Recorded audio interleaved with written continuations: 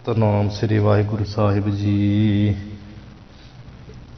ਕਵਿਤ ਪਰਵਾਰ ਕੇ ਸਨੇਹ ਕੋ ਨਿਵਾਰ ਮਨ ਬੀਚ, ਬੁਧ ਬਦੇ ਰੇਖਾ ਜਾਨ ਦਾਮਨੀ ਸਮਾਨੀਐ। ਉਹਨਾਂ ਦੇਵਤਾਗਨ ਮੈਂ ਨਾਗਨ ਮੈਂ ਨਦੀ ਬੇਗ ਮਾਹੇ, ਜੈਸੇ ਸੁਖ ਨਾਹੀ ਤੈਸੇ ਤਾਂ ਜਾਨੀਐ। ਪਰਵਾਰ ਕੇ ਸਨੇਹ ਕੋ ਨਿਵਾਰ ਮਨ ਬੀਚ। ਵਾਹਿਗੁਰੂ ਜੀ ਕਾ ਖਾਲਸਾ, ਵਾਹਿਗੁਰੂ ਜੀ ਕੀ ਫਤਿਹ। ਸੋ ਅੱਜ ਵਿਰਾਗ ਸ਼ਤਕ ਦਾ 34ਵਾਂ ਛੰਦ ਜੋ ਕਵਿਤ ਰੂਪ ਵਿੱਚ ਹੈ, ਉਹਦੀ ਵਿਚਾਰ ਆਪਾਂ ਕਰਨ ਲੱਗੇ ਹਾਂ। ਆਓ ਭਰਤਰੀ ਜੋਗੀ ਜੀ ਵਿਰਾਗ ਨੂੰ ਧਾਰਨ ਕਰ ਲਈ ਜੋ ਛੰਦ ਉਚਾਰਦੇ ਹੈ, ਉਹਨਾਂ ਛੰਦਾਂ ਦੀ ਵਿਚਾਰ ਆਪਾਂ ਗੁਰੂ ਸਾਹਿਬ ਦੀ ਕਿਰਪਾ ਨਾਲ ਪ੍ਰਾਰੰਭ ਕਰੀਏ ਜੀ। ਕਵਿਤ ਪਰਵਾਰ ਕੇ ਸਨੇਹ ਕੋ ਨਿਵਾਰ ਮਨ ਬੀਚ। ਮਨ ਨੂੰ ਕਹਿੰਦੇ ਆ ਕਿ ਹੇ ਮਨਾ, ਪਰਿਵਾਰ ਦੇ ਜਿਹੜਾ ਸਨੇਹ ਕਹੀਏ ਮੋਹ ਮੁਹੱਬਤ ਆ, ਇਸ ਨੂੰ ਤੂੰ ਨਿਵਾਰ ਆਪਣੇ ਬੀਚ ਕਹੀਏ ਵਿੱਚੋਂ। ਜਾਂ ਵੀ ਹੇ ਭਾਈ, ਹੇ ਇਨਸਾਨ, ਪਰਿਵਾਰ ਦਾ ਜਿਹੜਾ ਸਨੇਹ ਮੋਹ ਮੁਹੱਬਤ ਆ ਨਾ, ਇਸ ਨੂੰ ਨਿਵਾਰ ਆਪਣੇ ਮਨ ਵਿੱਚ ਕਹੀਏ, ਮਨ ਵਿੱਚੋਂ ਦੂਰ ਕਰ। ਨਿਵਾਰ ਕਹੀਏ ਦੂਰ ਕਰ। ਬੁੱਧ ਬਦੇ ਰੇਖਾ ਜਾਨ ਦਾਮਨੀ ਸਮਾਨੀਐ, ਕਿ ਤੂੰ ਆਪਣੇ ਸਰੀਰ ਨੂੰ ਬਹੁਤਾ ਤਗੜਾ ਵੱਡਾ ਨਾ ਜਾਣ। ਇਹਦੇ ਬੁੱਧ ਬਦੇ ਭਾਵ ਬੁਲਬੁਲੇ, ਇਹਦੇ ਪਾਣੀ ਦੇ ਬੁਲਬੁਲੇ ਵਾਂਗ ਹੈ। ਜੈਸੇ ਬੇਨ ਤੇ ਬੁੱਧ ਬੁੱਧਾ ਉਪਜੈ ਬਿਨ ਸੈ ਨੀਤ। ਇਹਦੇ ਪਾਣੀ ਸਰੀਰ ਜਿਹੜਾ ਪਾਣੀ ਦੇ ਬੁਲਬੁਲੇ ਵਾਂਗ, ਤੇ ਰੇਖਾ ਦਾਮਨੀ ਸਮਾਨੀ ਅਰਥ ਵਾਸਤੇ। ਦਾਮਨੀ ਨਾਲ ਬਿਜਲੀ ਦਾ, ਬਿਜਲੀ ਦੀ ਜਿਹੜੀ ਰੇਖਾ ਨਾ, ਜਦੋਂ ਬੱਦਲ ਪਾੜ ਕੇ ਬਿਜਲੀ ਦੀ ਧਾਰਾ ਜੀ ਬਣਦੀ ਹੈ, ਕਹਿੰਦੇ ਬਿਜਲੀ ਦੀ ਰੇਖਾ ਤੇ ਪਾਣੀ ਦੇ ਬੁਲਬੁਲਿਆਂ ਵਾਂਗ ਹੀ ਇਹ ਸਰੀਰ ਨੂੰ ਜਾਨ ਕਹੀਏ ਜਾਨੀ ਹੈ। ਪਾਣੀ ਨੂੰ ਤੂੰ ਪਾਣੀ ਦੇ ਬੁਲਬੁਲੇ ਵਾਂਗ ਤੇ ਬਿਜਲੀ ਦੀ ਰੇਖਾ ਵਾਂਗ ਆਪਣੇ ਸਰੀਰ ਨੂੰ ਸਮਝ। ਸਮਾਨੀ ਕੇ ਸਮਾਨ ਜਾਂ ਵਾਂਗ। ਪੁਨਾ ਦਿਵਤਾਗਨ ਮੈਂ ਨਾਗਨ ਮੈਂ ਨਦੀ ਬੇਗ ਮਾਹੇ। ਫਿਰ ਹੋਰ ਦੱਸ ਰਹੇ ਹਾਂ ਵੀ ਤੂੰ ਸੁਣ। ਪੁਨਾ ਕਹੀਏ ਫਿਰ ਦਿਵਤਾਗਨ, ਦਿਵਤ ਤੇ ਕੰਨਾਂ ਵਿੱਚੋਂ ਨਿਕਲ ਗਿਆ ਐੜਾ ਭਾਵ ਦਿਵਤ ਆਗਨ। ਜਿਹੜੀ ਦਿਵਤ ਕਹੀਏ ਪ੍ਰਕਾਸ਼ ਕੋਈ, ਅਗਨ ਕਹੀਏ ਅੱਗ ਭਾਵ ਲੜ ਲੜ ਕਰਦੇ। ਦਿਵਤਾਗਨ ਪ੍ਰਕਾਸ਼ ਹੋਈ ਅੱਗ ਜੋ ਬਲ ਰਹੀ ਹੈ, ਉਹ ਲੜ ਲੜ ਕਰਕੇ ਬਲਦੀ ਹੈ ਨਾ, ਲੜ ਲੜ ਕਰਕੇ ਬਲਦੀ ਹੋਈ ਅੱਗ ਮੈਂ ਕਹੀਏ ਵਿੱਚ, ਤੇ ਨਾਗਨ ਮੈਂ ਕਹੀਏ ਨਾਗਾਂ ਦੇ ਵਿੱਚ, ਜਿੱਥੇ ਸੱਪ ਰਹਿੰਦੇ ਆ। ਤੇ ਵੀ ਜਿਵੇਂ ਕੋਈ ਲੜ ਲੜ ਕਰਕੇ ਬਲਦੀ ਹੋਈ ਅੱਗ ਵਿੱਚ, ਜਾਂ ਸੱਪਾਂ ਦੇ ਨਾਗਨ ਮੈਂ ਕਹੀਏ ਨਾਗਾਂ ਵਿੱਚ, ਉਹ ਤੇ ਨਾਗਨ ਨਾਗ ਬਹੁਤ ਬਾਅਦ ਕੇ ਫਿਰ ਸੱਪਾਂ ਦੇ ਝੁੰਡ ਵਿੱਚ, ਜਾਂ ਵੀ ਨਦੀ ਬੇਗ ਮਾਹੇ। ਨਦੀ ਦਾ ਜਿਹੜਾ ਬੇਗ ਰੋੜ ਆ, ਵਹਾਅ ਆ, ਜੋ ਜਾਲ ਨਦੀ ਦੇ ਰੋੜ ਵਿੱਚ। ਜੈਸੇ ਸੁੱਖ ਨਹੀਂ, ਜਿਸ ਤਰ੍ਹਾਂ ਸੁੱਖ ਨਹੀਂ ਆ, ਤੈਸੇ ਤਾਹਾਂ ਜਾਨੀ ਹੈ। ਬਸ ਤੈਸੇ ਕਹੀਏ ਉਸੇ ਤਰ੍ਹਾਂ ਹੀ, ਉਸੇ ਤਰ੍ਹਾਂ ਹੀ ਤਾਹਾਂ ਕਹੀਏ ਉਹ ਜਿਹੜੇ ਆ ਕੀ ਆ ਸੰਬੰਧੀ ਹੈ, ਪਰਿਵਾਰ ਆ, ਉਸ ਪਰਿਵਾਰ ਦੇ ਸੰਬੰਧੀਆਂ ਦੇ ਮੋਹ ਦੇ ਵਿੱਚ ਜਿਹੜਾ ਪੈਣਾ ਹੈ, ਤੇ ਉਹ ਕਿਸੇ ਕੰਮ ਨਹੀਂ ਹੈ। ਮੋਹ ਤੇ ਪਿਆਰ ਨੂੰ ਤੂੰ ਜਾਣ ਲੈਣਾ ਕਰ। ਇਸ ਤਰ੍ਹਾਂ ਸਮਝ ਲਾ ਵੀ ਜਿਵੇਂ ਬੰਦੇ ਨੂੰ ਲੜ ਲੜ ਕਰਕੇ ਬਲਦੀ ਹੋਈ ਅੱਗ ਵਿੱਚ, ਤੇ ਸੱਪਾਂ ਦੇ ਝੁੰਡ ਵਿੱਚ, ਤੇ ਨਦੀ ਰੋੜ ਵਿੱਚ, ਜਿਸ ਤਰ੍ਹਾਂ ਬੰਦੇ ਨੂੰ ਸੁੱਖ ਨਹੀਂ ਨਾ ਕਦੀ ਹੋ ਸਕਦਾ, ਸੁੱਖ ਨਾ ਕਦੀ ਹੋ ਹੀ ਸਕਦਾ, ਕਿਉਂਕਿ ਉੱਥੇ ਮੌਤ ਹੀ ਮੌਤ ਹੈ। ਉਸੇ ਤਰ੍ਹਾਂ ਹੀ ਤੂੰ ਇਹ ਤੈਸੇ ਤਾਹਾਂ ਜਾਣੀ, ਤੈਸੇ ਕਹੀਏ ਉਸੇ ਤਰ੍ਹਾਂ ਹੀ ਤਾਹਾਂ ਕਹੀਏ ਉਹਨਾਂ ਪਰਿਵਾਰ ਵਾਲਿਆਂ ਸੰਬੰਧੀਆਂ ਨੂੰ ਤੂੰ ਜਿਹੜਾ ਮੋਹ ਕਰਦਾ, ਉਹ ਮੋਹ ਨੂੰ ਤੂੰ ਜਾਣੀ ਕਿ ਜਾਣ ਲਾ। ਪਾਵਜ ਵਿੱਚ ਸੁੱਖ ਨਹੀਂ ਹੈ। ਏਤ ਮੋਹੇ ਡੂਬਾ ਸੰਸਾਰ, ਗੁਰਮੁਖ ਕੋਈ ਉਤਰੈ ਪਾਰ। ਇਹ ਮੋਹ ਇਹੋ ਜਿਹਾ ਹੈ ਮਾੜਾ। ਸੋ ਮੋਹ ਤੋਂ ਵਰਜ ਰਹੇ ਹੈ ਮਨ ਨੂੰ। ਮੋਹ ਨਾ ਕਰ। ਜਿਵੇਂ ਇਹਨਾਂ ਚੀਜ਼ਾਂ ਵਿੱਚ ਸੁੱਖ ਨਹੀਂ, ਤੈਨੂੰ ਦੱਸਿਆ ਤਿੰਨਾਂ ਚੀਜ਼ਾਂ ਵਿੱਚ ਇਸ ਤਰ੍ਹਾਂ ਮਨੁੱਖ ਨੂੰ ਇਹ ਪਰਿਵਾਰ ਦੇ ਮੋਹ ਵਿੱਚ ਵੀ ਸੁੱਖ ਨਹੀਂ ਹੋ ਸਕਦਾ। ਤੂੰ ਇਵੇਂ ਸਮਝ ਲੈ ਵੀ ਨਾਗਾਂ ਵਿੱਚ, ਨਦੀ ਦੇ ਵੇਗ ਵਿੱਚ ਅਤੇ ਬਲਦੀ ਲਾਲੜ ਅੱਗ ਵਿੱਚ ਹੀ ਉਹ ਮਨੁੱਖ ਸੜ ਮੱਚ ਰਿਹਾ ਅਤੇ ਰੁੜ ਰਿਹਾ ਹੈ ਅਤੇ ਸੱਪਾਂ ਵਿੱਚ ਡਿੱਗਿਆ ਹੋਇਆ। ਦੇਵ ਨਦੀ ਤੀਰ ਕੀ ਪਵਿੱਤਰ ਧਰਾ ਪਰ। ਇਸ ਕਰਕੇ ਸਾਡਾ ਬਚਨ ਸੁਣ। ਤੈਨੂੰ ਕੀ ਕਹਿੰਦੇ ਆ ਕਿ ਗੰਗਾ ਦੇ ਕੰਢੇ ਉੱਪਰਲੀ ਜਿਹੜੀ ਪਵਿੱਤਰ ਧਰਤੀ ਆ ਉੱਥੇ ਬੈਠ ਕਰਕੇ ਦੇਵ ਨਦੀ ਕੀ ਹੈ? ਦੇਵਤਿਆਂ ਦੀ ਨਦੀ। ਉਹ ਕੀ ਹੈ? ਗੰਗਾ ਦੀ ਜਿਹੜੀ ਤੀਰ ਕਹੀਏ ਕਿਨਾਰਾ ਵਾ, ਕੰਢਾ ਵਾ, ਉਹ ਗੰਗਾ ਦੇ ਕੰਢੇ ਦੀ ਜਿਹੜੀ ਪਵਿੱਤਰ ਧਰਾ ਕਹੀਏ ਧਰਤੀ ਆ, ਉਹ ਧਰਤੀ ਦੇ ਉੱਪਰ ਬੈਠ ਨੀਲਕੰਠ ਮਾਹੇ ਨੀਠ ਉਤ ਕੰਠਾ ਠਾਨੀ ਹੈ। ਬੈਠ ਇੱਧਰ ਹੀ ਲੱਗਣਾ ਪਰ ਅਰਥ ਵਾਸਤੇ ਉੱਧਰ ਵੀ ਧਰਤੀ ਉੱਪਰ ਬੈਠ ਕਰਕੇ ਨੀਲਕੰਠ ਜੋ ਨੀਲੇ ਕੰਠ ਵਾਲਾ ਭਾਵ ਸ਼ਿਵ ਜੀ ਹੈ, ਅਤੇ ਉਹ ਸ਼ਿਵ ਜੀ ਵਿੱਚ ਜਿਹੜੀ ਨੀਠ ਕਹੀਏ ਪੱਕੀ ਆਪਣੀ ਉਤਕੰਠਾ ਕਹੀਏ ਪ੍ਰੀਤੀ ਆ, ਠਾਨੀ ਕਹੀਏ ਉਹ ਠਾਣ ਜੋੜ ਲੈਣਾ ਕਰ। ਠਾਨੀ ਦਾ ਅਰਥ ਜੋੜ। ਠਾਣ ਲਾ, ਧਾਰਨ ਕਰ ਲਾ, ਜੋੜ ਲਾ। ਇਸ ਤਰ੍ਹਾਂ ਦਾ ਸੁਭਾਅ ਬਣਾਉਣਾ ਕਰੀ। ਨੀਲਕੰਠ ਸ਼ਿਵ ਜੀ ਦਾ ਹੀ ਨਾਮ ਹੈ। ਨੀਲ ਭਾਵ ਨੀਲਾ ਦੇ ਕੰਠ ਕਹੀਏ ਕੰਠ ਗਲਾ। ਫਿਰ ਜਦੋਂ ਦੇਵਤੇ ਦੈਂਤਾਂ ਨੇ ਸਮੁੰਦਰ ਰਿੜਕਿਆ ਸੀ ਅਤੇ 14 ਰਤਨ ਨਿਕਲੇ ਸਨ, ਉਦੋਂ ਬਾਸਕ ਨੇਤਰ ਘੱਤਿਆ ਗੁਰਬਾਣੀ 'ਚ ਆਉਂਦਾ ਹੈ। ਤਦ ਉਹਨਾਂ ਵਿੱਚੋਂ 14 ਰਤਨਾਂ 'ਚ ਇੱਕ ਹਲਾਹਲ ਜਿੱਥੇ ਸ਼ਰਾਬ ਨਿਕਲੀ ਹੈ ਅਤੇ ਮਣੀ ਨਿਕਲੀ ਹੈ, ਸ਼੍ਰੀਮਣ ਰੰਭਾ ਵਾਰਣੀ, ਅਤੇ ਹਾਥੀ ਨਿਕਲਿਆ ਸੀ, ਸ਼ੰਖ ਨਿਕਲਿਆ ਸੀ। ਇਸ ਤਰ੍ਹਾਂ ਇੱਥੇ ਹਲਾਲ ਜ਼ਹਿਰ ਵੀ ਨਿਕਲਿਆ ਹੈ ਅਤੇ ਹਲਾਲ ਨਾਮ ਦਾ ਘੋਰ ਜ਼ਹਿਰ ਜਿਹੜਾ ਨਿਕਲਿਆ ਸੀ ਹਲਾਹਲ ਨਾਮੇ, ਅਤੇ ਉਹਨੂੰ ਕੋਈ ਧਾਰ ਨਹੀਂ ਸੀ ਕਰਦਾ। ਫਿਰ ਗਿਆ ਸੀ ਭਗਵਾਨ ਨੇ ਵੀ ਇਹ ਤਾਂ ਮਹਾਦੇਵ ਹੀ ਕਰੂਗਾ। ਫਿਰ ਜਦੋਂ ਮਹਾਦੇਵ ਕਹਿ ਦਿੱਤਾ ਸ਼ਿਵ ਜੀ ਫਿਰ ਕੀ ਕਰਦੇ, ਕਿਉਂਕਿ ਜ਼ਹਿਰ ਨੂੰ ਵੀ ਕਿਸੇ ਨੇ ਕਹਿਣਾ ਲੈਣਾ ਹੀ ਸੀ, ਅਤੇ ਉਸ ਨੂੰ ਸ਼ਿਵ ਜੀ ਨੇ ਜਿਹੜਾ ਹੈ ਹਲਾਹਲ ਨੂੰ ਪਾ ਕੇ ਅਤੇ ਪੀ ਲਿਆ ਸੀ ਅਤੇ ਕੰਠ ਵਿੱਚ ਹੀ ਰੋਕ ਲਿਆ ਅਤੇ ਆਪਣੇ ਮਿਹਦੇ ਵਿੱਚ ਥੱਲੇ ਨਹੀਂ ਜਾਣ ਦਿੱਤਾ, ਕਿਉਂਕਿ ਉਹ ਬੜੀ ਜ਼ਹਿਰ ਜ਼ਹਿਰੀਲੀ ਭਾਰੀ ਸੀ। ਅੰਮ੍ਰਿਤ ਲੈ ਲਿਆ ਦੈਂਤਾਂ ਨੇ, ਦੇਵਤਿਆਂ ਨੇ, ਅਤੇ ਸ਼ਰਾਬ ਦੈਂਤਾਂ ਨੇ, ਅਤੇ ਜ਼ਹਿਰ ਸ਼ਿਵ ਜੀ ਨੇ ਲੈ ਲਈ ਸੀ। ਇਸ ਤਰ੍ਹਾਂ ਜਿਹੜਾ ਹੈਰਾਵਤ ਹਾਥੀ ਸੀ ਉਹ ਇੰਦਰ ਨੇ ਲੈ ਲਿਆ ਸੀ। ਚੰਦਰਮਾ ਇਸੇ ਤਰ੍ਹਾਂ ਸ਼ੰਖ ਆਦਿਕ ਹੋਰ ਇੱਧਰ ਸਭ ਲੈ ਵੰਡੇ ਗਏ ਸੀ, ਅਤੇ ਇਹਨਾਂ ਨੇ ਜ਼ਹਿਰ ਲੈ ਲਈ ਸ਼ਿਵ ਜੀ ਨੇ, ਅਤੇ ਕੰਠ ਵਿੱਚ ਧਾਰਨ ਕਰ ਲਈ, ਮਿਹਦੇ ਵਿੱਚ ਨਹੀਂ ਜਾਣ ਦਿੱਤੀ ਸੀ। ਅਤੇ ਉਹ ਜ਼ਹਿਰ ਬੜੀ ਜ਼ਹਿਰੀਲੀ ਸੀ, ਜਿਸ ਕਰਕੇ ਉਹਨਾਂ ਦਾ ਕੰਠ ਜਿਹੜਾ ਨੀਲਾ ਹੋ ਗਿਆ ਸੀ। ਉਸੇ ਕਾਰਨ ਕਰਕੇ ਸ਼ਿਵ ਜੀ ਦਾ ਨਾਮ ਨੀਲਕੰਠ ਪੈ ਗਿਆ। ਭਾਵ ਨੀਲਾ ਹੋ ਗਿਆ ਕੰਠ ਅਤੇ ਨੀਲਕੰਠ ਨਾਮ ਪੈ ਗਿਆ। ਨੀਲਕੰਠ ਨਰ ਹਰਿ ਨਾਰਾਇਣ ਨੀਲ ਬਸਨ ਬਨਵਾਰੀ, 10ਵੇਂ ਪਾਤਸ਼ਾਹ ਮਹਾਰਾਜ ਲਿਖਦੇ। ਸੋ ਕਹਿ ਰਿਹਾ ਵੀ ਦੇਵਤਿਆਂ ਦੀ ਨਦੀ ਭਾਵ ਗੰਗਾ ਦੀ ਜਿਹੜੀ ਤੀਰ ਕਿਨਾਰਾ ਵਾ, ਉਹ ਗੰਗਾ ਦੇ ਕਿਨਾਰੇ ਦੀ ਜਿਹੜੀ ਪਵਿੱਤਰ ਧਰਾ ਧਰਤੀ ਉੱਪਰ ਬਾਹਰ ਬੈਠ ਕੇ ਨੀਲਕੰਠ ਮਾਹੀ ਸ਼ਿਵ ਜੀ ਦੇ ਜਿਹੜੇ ਸ਼ਿਵ ਜੀ ਹੈ ਉਸ ਦੇ ਧਿਆਨ ਵਿੱਚ ਜਿਹੜੀ ਹੈ ਇਹ ਨੀਠ ਕੀ ਪੱਕੀ ਕਰ ਤੂੰ ਕੀ ਉਤਕੰਠਾ ਕੀ ਪ੍ਰੀਤੀ ਨੂੰ ਪੱਕਾ ਕਰਕੇ ਠਾਣੇ ਕੇ ਜੋੜ ਲਾ ਅਤੇ ਭਾਵ ਧਾਰਨ ਕਰ ਲਾ। ਉਹਦਾ ਧਿਆਨ ਧਰ, ਹੋਰ ਪਾਸਿਓਂ ਛੱਡ, ਜਿੱਧਰ ਲੱਗਾ ਮੋਹ ਛੱਡ। ਅਬ ਐਸੀ ਰੀਤ ਕਰੋ ਭੋਗਨ ਕੀ ਪ੍ਰੀਤ ਹਰੋ। ਹੁਣ ਤੂੰ ਐਸੀ ਰੀਤ ਮਰਿਆਦਾ ਕਰ ਅਤੇ ਜਿਹੜੀ ਭੋਗਾਂ ਪਦਾਰਥਾਂ ਦੀ ਜਿਹੜੀ ਪ੍ਰੀਤੀ ਜੀ ਕਰਦਾ ਉਹਨੂੰ ਹਰੋ ਕਹੀਏ ਨਾਸ ਕਰ, ਉਹਨੂੰ ਮਨ ਵਿੱਚੋਂ ਦੂਰ ਕਰ, ਖਤਮ ਕਰ।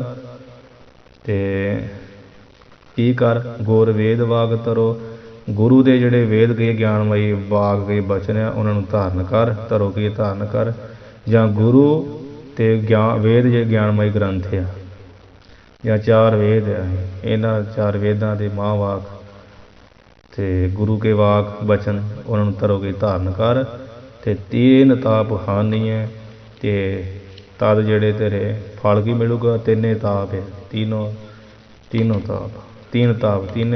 ਤਿੰਨੇ ਤਾਪ ਤੇਰੇ ਹਾਨੀ ਕਹੀਏ ਹਾਨ ਹੋ ਜਾਣਗੇ, ਨਾਸ ਹੋ ਜਾਣਗੇ। ਅਤੇ ਇਸ ਤਰ੍ਹਾਂ ਕਰਕੇ 3 ਤਾਪ ਆਪਣੇ ਨਾਸ ਕਰ। ਆਦਿ ਵਿਆਧੀ ਉਪਾਧੀ, ਠੀਕ ਹੈ ਜੀ, 3 ਤਾਪ। मन के रोग, बाणी रोग, शरीर के रोग, तिन्ने ताप रोग नाश कर ला। ठीक है जी। चौ भाई, जन्म महाबर ग्रस्यो मरण कर। कहते हुण ये दस लगे आ भी वेखो किन्ने किनू ग्रसिया।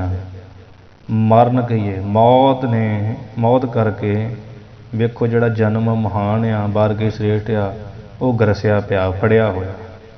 उत्तम जन्म नूं वेखो मौत ने बड़े जोर दे नाल फड़िया होया। वारदार्थ भी श्रेष्ठ, श्रेष्ठ जिहड़ा जन्म आ, मनुख जन्म महान कई महान आ, वो मरण कहिए माਰਨ कर, मौत करके ग्रस्यो ग्रसिया होया। तो वारदार्थ बाल भी हुंदा भी मौत दे वार कहिए, क्योंकि रारा लला सवारनी अखर हैं। मरण कर, मरण बाल, सीधा अर्थ समझ लो भी मौत दे बार कहिए बाल कर कहिए करके जिहड़ा जन्म महान उत्तम आ, वो ग्रसिया पिया, फड़िया होया है। किस तरह दसते, आग को जप ज्यों, कहते जिवें जप जप करना, सिमरन करना, सिमरन ने आग को, अग नूं पापां नूं ग्रसिया होया। ते मृग को नाहर, फिर ज्यों मृग को नाहर अर्थ वास्ते ज्यों दोए पासे ला लो, ज्यों कि जिवें फिर मृग को हिरन नूं नाहर कहिए शेर ने फड़िया हुंदा, ग्रसिया हुंदा। इसे तरह मौत ने उत्तम जन्म नूं ग्रसिया होया। पुन निर्मल अत जुबान, जुबान कूला, जुबान कूला, जुबान कूला। पुन कहिए फिर निर्मल, निर्मल उजल ते अत्यंत जिहड़ी जुबान, जुबान कहिए जवानी, ते कन्ना विच निकलना ऊड़ा बनना, जुबान जुबान अनुकूला। जो पा जुबान की जुबानी, अनुकूला की अनुसारी, पा जो अपने अनुसारी, जो अपने अधीन रहने वाली जो जवानी है बड़ी महान है, निर्मल। भाव फिर जी निर्मल उज्जल अत दी जवानी आ, अनुकूला कई अपने अनुसारी आ, अपने अधीन आ रहन वाली। जरा करा ता को निर्मूला, ਉਹਦੇ ਉੱਪਰ जरा की वडेपा बैठा होया, तो उस वडेपे ने उस ਤਾਂ को कहिए उस जवानी नूं ਜਿਹੜਾ निर्मूल मुੱਢ ਤੋਂ ਰਹਿਤ ਹੀ ਕਰਾ ਕੇ कर दिता। ਜਿਹੜੀ जरा ਬ੍ਰਿਧ ਅਵਸਥਾ ना, ਬ੍ਰਿਧ ਅਵਸਥਾ ਨੇ ਤਾਂ ਕੋ ਉਸ ਜਵਾਨੀ ਨੂੰ ਜਿਹੜੀ ਆਪਣੀ ਸਾਰੀ ਸੀ ਤੇ ਆਪਾਂ ਮਰਜ਼ੀ ਨਾਲ ਸਭ ਕੁਝ ਕਰ ਸਕਦੇ ਸੀ ਜਦੋਂ ਜਵਾਨੀ ਸੀ, ਤੇ ਉਸ ਨੂੰ ਤੇ ਨਿਰਮੂਲਾ, ਨਿਰਮੂਲ ਮੂਲ ਕਹੀਏ ਮੁੱਢ ਤੋਂ ਰਹਿਤ ਹੀ, ਜੜ ਤੋਂ ਰਹਿਤ ਹੀ ਇਹ ਕਰਾ ਕਹੀਏ ਕਰ ਦਿੱਤਾ ਹੈ। ਭਾਵ ਆਪਣੇ ਮਨ ਭਾਉਂਦੇ ਸੁੱਖ ਭਗਾਉਣ ਵਾਲੀ ਜਵਾਨੀ ਹੁੰਦੀ ਹੈ, ਤੇ ਉਸ ਜਵਾਨੀ ਨੂੰ ਤੇ ਵਡੇਪੇ ਨੇ ਮੁੱਢੋਂ ਹੀ ਪੁੱਟ ਕੇ ਸੁੱਟ ਦਿੱਤਾ, ਕਿਉਂਕਿ ਬਚਪਨ ਨੂੰ ਖਾ ਗਈ ਜਵਾਨੀ, ਤੇ ਜਵਾਨੀ ਨੂੰ ਖਾ ਗਿਆ ਵਡੇਪਾ, ਵਡੇਪੇ ਨੂੰ ਖਾ ਗਈ ਮੌਤ। ਹਰੇਕ ਨੂੰ ਕੋਈ ਨਾ ਕੋਈ ਖਾਣ ਵਾਲਾ ਬੈਠਾ ਹੀ, ਮੌਤ ਨੂੰ ਖਾ ਲੈਂਦੀ ਮੁਕਤੀ। ਦੁਰਤ ਹਰਤ ਜਿਉਂ ਤੁਰਤ ਗੰਗ ਜਲ, ਜਿਵੇਂ ਕਹਿੰਦੇ ਆ ਫਿਰ ਇਹ ਜਿਹੜਾ ਗੰਗ ਜਲ, ਗੰਗਾ ਦਾ ਜਲ ਆ, ਉਹ ਤੁਰਤ ਕਹੀਏ ਬੜੀ ਛੇਤੀ ਦੇ ਨਾਲ ਹੀ, ਦੁਰਤ ਕਹੀਏ ਪਾਪਾਂ ਨੂੰ, ਹਰਤ ਕਹੀਏ ਹਰਤ ਕਰ ਦਿੰਦਾ, ਨਾਸ ਕਰਦਾ ਹੈ। ਕਲਹਿ ਗੌਨ ਜਿਉਂ ਕਰੇ ਮੌਨ ਬਲ, ਕਲਹਿ ਗੌਨ ਪਾਠ ਇੱਥੇ ਕੀਤਾ ਕਈ ਥਾਵਾਂ 'ਤੇ। ਫਿਰ ਕਹਿੰਦੇ ਜਿਉਂ ਕਿ ਜਿਵੇਂ ਜਿਹੜਾ ਮੌਨ ਚੁੱਪ ਆ, ਚੁੱਪ ਦੇ ਬਲ ਜ਼ੋਰ ਨਾਲ, ਕਲਹਿ ਜਿਹੜੀ ਕਲੇ ਆ, ਲੜਾਈ ਹੈ, ਝਗੜਾ, ਉਹਨੂੰ ਗੌਨ ਕਹੀਏ ਸ਼ਾਂਤ ਕਰੇ ਕਹੀਏ ਕਰ ਲਈਦਾ। ਜਾਂ ਵੀ ਜਿਵੇਂ ਜਿਹੜੀ ਚੁੱਪ ਆ, ਉਹ ਚੁੱਪ ਦੇ ਬਲ ਨੇ ਕਲੇ ਨੂੰ ਜਿਸ ਤਰ੍ਹਾਂ ਗੁਣ ਕਹੀਏ ਗਰਸਿਆ ਹੋਇਆ ਹੈ, ਅਤੇ ਗੁਣ ਕਹੀਏ ਸ਼ਾਂਤ ਜਾਂ ਗੁਣ ਕਹੀਏ ਨਾਸ ਕਰ ਦਿੰਦਾ ਹੈ। ਕੀ ਮੌਨ ਚੁੱਪ।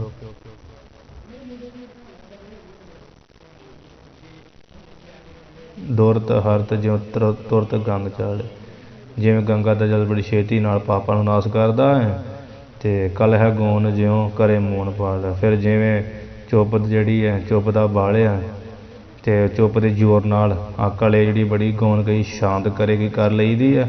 ਅਤੇ ਜਾਂ ਜਿਵੇਂ ਗੌਨ ਦਾ ਅਰਥ ਗ੍ਰਸੀ ਵੀ ਕਰ ਲੈਣਾ, ਜਿਵੇਂ ਚੁੱਪ ਦੇ ਬਲ ਨੇ ਕਲੇ ਲੜਾਈ ਚੜਾਈ ਨੂੰ ਝਗੜੇ ਨੂੰ ਗੌਨ ਕਹੀਏ ਗਰਸ ਲੈਣਾ ਕਰੇ ਕੀ ਕੀਤਾ ਹੈ।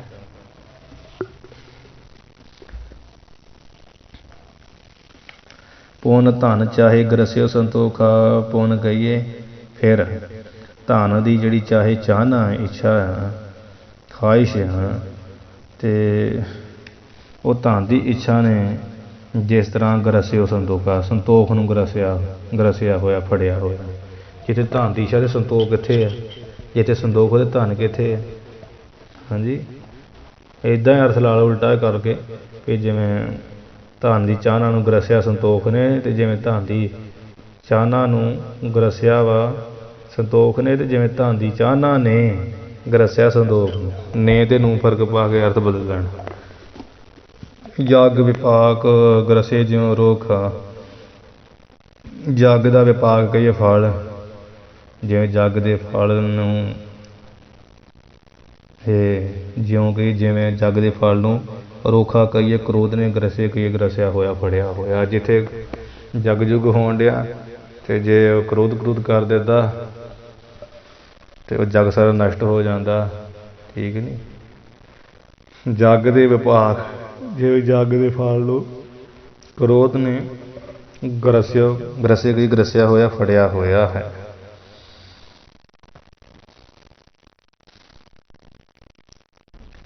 ਜਗ ਜਿਵੇਂ ਦਰਭਾਸ਼ਾ ਰਿਖੀ ਦੇ ਕ੍ਰੋਧ ਨੇ ਵੇਖੋ ਜਗ ਦੇ ਫਲ ਨੂੰ ਗ੍ਰਸ ਨੂੰ ਫੇਰਦਾ ਸੀ। ਉਹ ਤਾਂ ਪਰਮਾਤਮਾ ਦਾ ਰਿਖੀ ਸੀ ਜਿਹੜਾ ਆਪਣਾ ਅਮਰੀਕ, ਜਿਹਦੇ ਕਰਕੇ ਅਮਰੀਕ ਦਾ ਜੱਗ ਸਫਲ ਹੋ ਗਿਆ, ਨਹੀਂ ਤਾਂ ਉਹ ਤਾਂ ਨਸ਼ਟ ਕਰ ਹੀ ਦੇਣ ਲੱਗਾ ਸੀ ਦਰਭਾਸ਼ਾ। ਚੌਪਈ ਤਰੁਣ ਤਰਨੀ ਕੇ ਲੋਚਨ। ਚੌਪਈ ਉਚਾਰਦੇ ਹੋਏ ਕਹਿੰਦੇ ਵੀ ਜਿਵੇਂ ਜਿਹੜੀ ਤਰੁਣ ਜਵਾਨ ਆ, ਤਰਨੀ ਕਈ ਇਸਤਰੀ ਆ, ਇਸਤਰੀ ਦੇ ਜੋ ਜਿਹੜੇ ਲੋਚਨ ਨੇਤਰ ਆ ਉਹ ਤਰਲ ਕਈ ਬੜੇ ਚੰਚਲ ਹਨ। ਜਿਵੇਂ ਜਵਾਨ ਇਸਤਰੀ ਦੇ ਜੋ ਚੰਚਲ ਨੇਤਰ ਹਨ, ਤਾਹੇ ਵਿਭਰਮੇ ਸਭ ਸੁਖ ਮੋਚਨ। ਤਾਹੇ ਕਹੀਏ ਉਹਨਾਂ ਨੂੰ ਜੋ ਵੇਖਦਾ ਮੁਰਸ਼ਦ, ਜੋ ਉਹਨਾਂ ਨੇਤਰਾਂ ਨੂੰ ਦੇਖਦਾ ਹੈ। ਜਿਵੇਂ ਇਸਤਰੀ ਦੇ ਜਿਹੜੇ ਨੇਤਰ ਬੜੇ ਚੰਚਲ ਹੈ ਅਤੇ ਤਾਹੇ ਉਸ ਨੂੰ ਵੇਖਦਾ ਹੈ, ਉਹ ਵਿਭਰਮੇ ਕਹੀਏ ਭਰਮ ਜਾਂਦਾ, ਉਹ ਵਿਭਰਮੇ ਕਹੀਏ ਵਿਸ਼ੇਸ਼ ਕਰਕੇ ਭਰਮਿਆ ਜਾਂਦਾ, ਭਾਵ ਮੋਹ ਲਿਆ ਜਾਂਦਾ। ਜਿਵੇਂ ਉਹਨਾਂ ਨੂੰ ਵੇਖ ਕੇ ਜੋ ਪੁਰਸ਼ ਮੋਹਿਆ ਜਾਂਦਾ ਅਤੇ ਉਹਦੇ ਨਾਲ ਕੀ ਹੁੰਦਾ, ਸਭ ਸੁੱਖ ਮੋਚਨ, ਉਹਦੇ ਸਾਰੇ ਸੁੱਖ ਮੋਚਨ ਕਹੀਏ ਕੱਟੇ ਜਾਂਦੇ। ਮੋਚਨ ਨਾਮ ਕੱਟੇ ਜਾਂਦੇ, ਸਾਰੇ ਸੁੱਖ ਉਹਦੇ ਕੱਟੇ ਜਾਂਦੇ ਆ। ਅਤੇ ਜਾਂ ਵੀ ਜਿਵੇਂ ਇਸਤਰੀ ਦੇ ਨੇਤਰ ਬੜੇ ਚੰਚਲ ਆ ਅਤੇ ਉਸ ਨੂੰ ਜੋ ਵੇਖਦਾ ਉਹ ਮੋਹਿਆ ਜਾਂਦਾ ਹੈ, ਅਤੇ ਸਭ ਸੁੱਖ ਮੋਚਨ ਉਹ ਇਸਤਰੀ ਦੇ ਜਿਹੜੇ ਨੇਤਰ ਇਹੋ ਜਿਹੇ ਚੰਚਲ ਆ, ਉਹ ਸਾਰੇ ਸੁੱਖਾਂ ਨੂੰ ਕੱਟ ਦੇਣ ਵਾਲੇ। ਬੰਦੇ ਦੀ ਨੀਂਦ ਉੱਡ ਜਾਂਦੀ ਹੈ, ਬੰਦਾ ਸੋਚਦਾ ਰਹਿੰਦਾ ਫਿਰ ਉਹ ਇਸਤਰੀ ਬਾਰੇ, ਭਾਵੇਂ ਉੱਦਾਂ ਹੀ ਵੇਖਿਆ ਹੋਵੇ, ਕਿਉਂਕਿ ਇਹ ਉਚਾਟਨ ਤੀਰ ਆ ਇੱਕ ਕਾਮ ਦਾ ਵੇਖਣਾ। ਜਿਉਂ ਨਿਰਵੇਦ ਵਿਖੇਦ ਭਵ ਹਾਰੇ।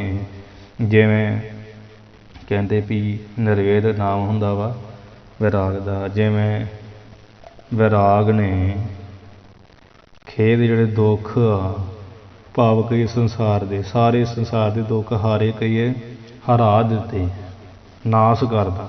ਜਿਵੇਂ ਕਹਿੰਦੇ ਵਿਰਾਗ ਸੰਸਾਰ ਦੇ ਖੇਦ ਦੁੱਖਾਂ ਨੂੰ ਹਾਰੇ ਕਹੀਏ ਨਾਸ ਕਰਦਾ ਹੈ। ਉਹਨਾਂ ਸਤੋ ਜਿਉਂ ਰਾਜਤਾ ਮਟਾਰੇ। ਰਾਜਤਾ ਪਾਠ ਅੱਡ ਕਰ ਲੈਣਾ, ਕੁਝ ਇਕੱਠਾ ਲਿਖਿਆ।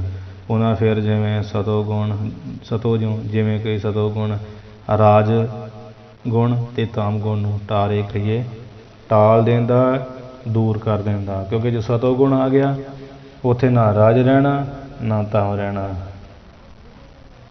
ਉਹਦਾ ਉਂਝ ਰਹਿੰਦਾ ਤਾਂ ਹਰ ਥਾਂ ਇੱਕ ਹੀ ਆ, ਪਰ ਜਿੱਥੇ ਗਿਆਨਵਾਈ ਪੁਰਸ਼ਵਾ ਹੋ ਗਿਆ ਨਾ, ਉੱਥੇ ਨਾ ਦੇ ਰਾਜ ਕੇ ਲੋਭ ਵੀ ਰਹਿ ਜਾਂਦਾ, ਅਤੇ ਤਾਮ ਕੇ ਨਾ ਕ੍ਰੋਧ ਗੁੱਸਾ ਹੀ ਰਹਿ ਜਾਂਦਾ, ਨੀਂਦ ਆਲਸੀ ਰਹਿ ਜਾਂਦਾ।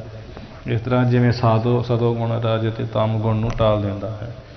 ਗ੍ਰਸੇ ਗੁਣੀ ਕੇ ਗੁਣ ਕੋ ਖਲ ਇਉਂ ਕਹੀਏ ਇਵੇਂ ਹੀ, ਜਿਹੜਾ ਖਲ ਮੂਰਖ ਆ ਉਹ ਗੁਣੀ ਪੁਰਸ਼ ਦੇ ਗੁਣਾਂ ਨੂੰ ਗਰਸ ਲੈਂਦਾ ਹੈ।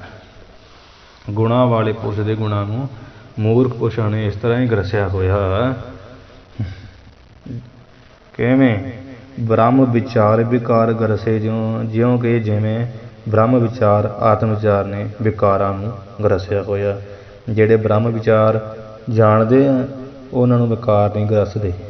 ਠੀਕ ਆ, ਕਿਉਂਕਿ ਜਿਨ੍ਹਾਂ ਨੇ ਆਤਮ ਵਿਚਾਰ ਕਰ ਲਈ ਆ ਉਹ ਇੰਦਰੀਆਂ ਦੇ ਵਿਸ਼ਿਆਂ ਤੋਂ ਪਰੇ ਹੋ ਗਏ। ਇੰਦਰੀਆਂ ਕਰਕੇ ਵਿਕਾਰ ਆ।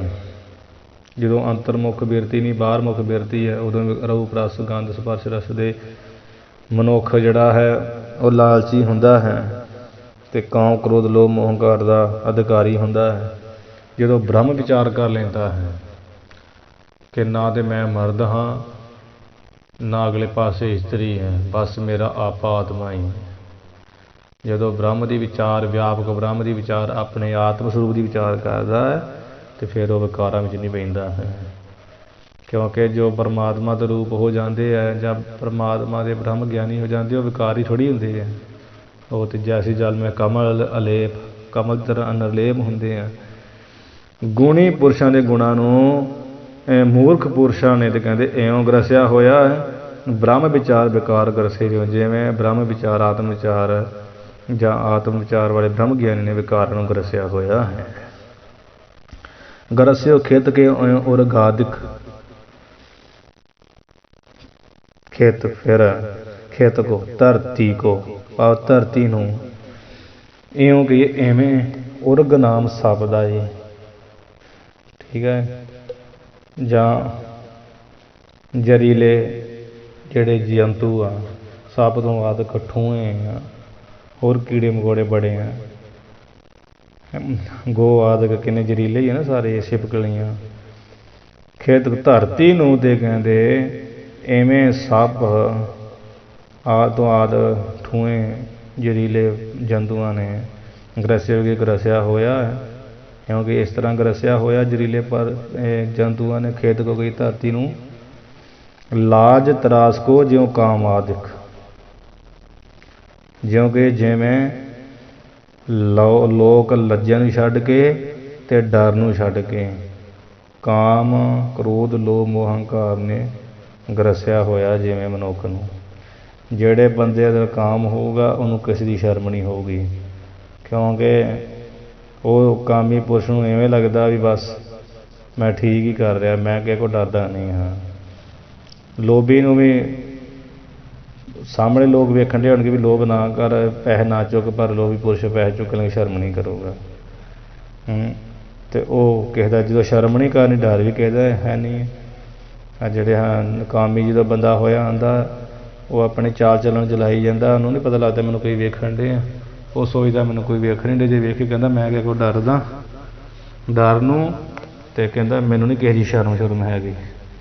ਇਸ ਤਰ੍ਹਾਂ ਜਿਵੇਂ ਲਾਜ ਲੋਕ ਲੱਜਣ ਦੇ ਡਰ ਨੂੰ ਕਾਮ ਆਦਿ ਵਿਕਾਰਾਂ ਵਿਸ਼ਿਆਂ ਨੇ ਗਰਸਿਆ ਹੋਇਆ ਹੈ, ਇਸੇ ਤਰ੍ਹਾਂ ਧਰਤੀ ਨੂੰ ਇਹ ਜਿਹੜਾ ਗਰਸਿਆ ਹੋਇਆ ਸੱਪ ਆਦਿਕ ਵਿਸ਼ੂਆਂ ਨੇ ਫੜਿਆ ਹੋਇਆ। ਚੌਪਈ ਗ੍ਰਸਤ ਦੁਰਜਨੋਂ ਕਰਨ ਪੈਸੇ,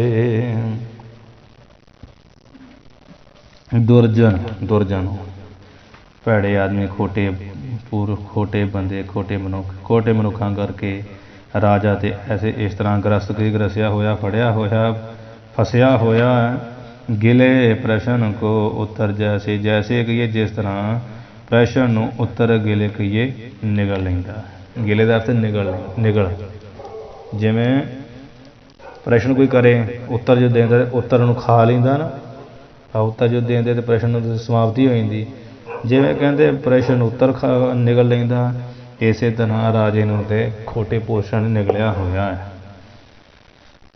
ਸਗਲ ਵਿਭੂਤ ਅਣਸਥਿਰਤਾ ਨੇ, ਅਣਸਥਿਰਤਾ ਭਾਵ ਨਾਸ ਭਾਵ, ਅਤੇ ਨਾਸ ਭਾਵ ਨੇ ਤੇ ਸਗਲ ਸਾਰੀ ਵਿਭੂਤੀ ਨੂੰ ਹੀ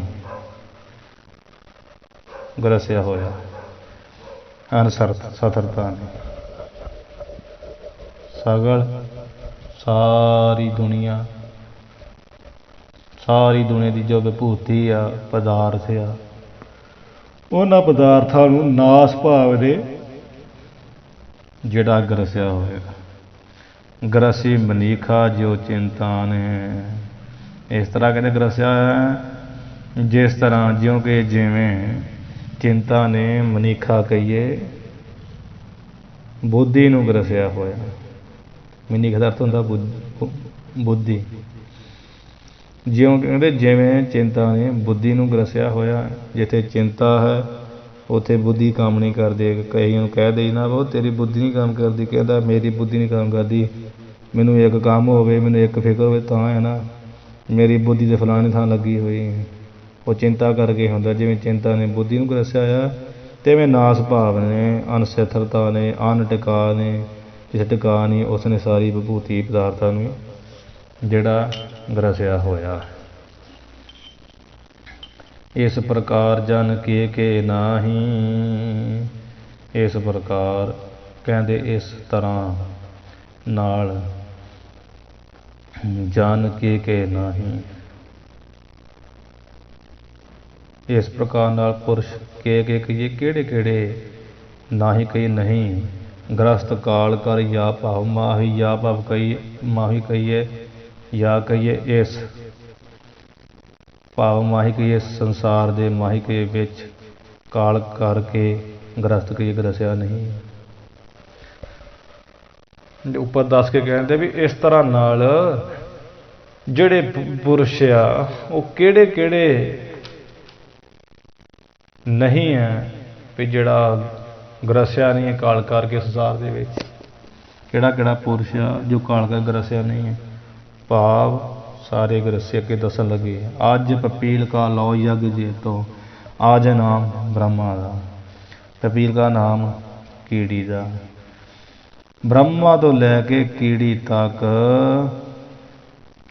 ਪਪੀਲ ਕਾ ਲਾਓ ਕੀੜੀ ਤੱਕ, ਜਗਤ ਜੇਤੋ, ਜਿਤਨਾ ਵੀ ਜੇਤੋ ਕੇ ਜਿੰਨਾ ਵੀ ਜਗ ਹੈ, ਗ੍ਰਸਤ ਸਮਸਤ ਕਾਲ ਕਰਕੇ ਤੋਂ ਸਾਰਾ ਹੀ ਕਹਿੰਦੇ ਗ੍ਰਸਤ ਗਰਸਿਆ ਹੋਇਆ, ਸਮਸਤ ਕਹੀਏ ਸਾਰਾ ਹੀ ਗਰਸਿਆ ਹੋਇਆ ਕਾਲ ਕਰਕੇ, ਤੇ ਤੋਂ ਕਹੀਏ ਉਤਨਾ ਹੀ।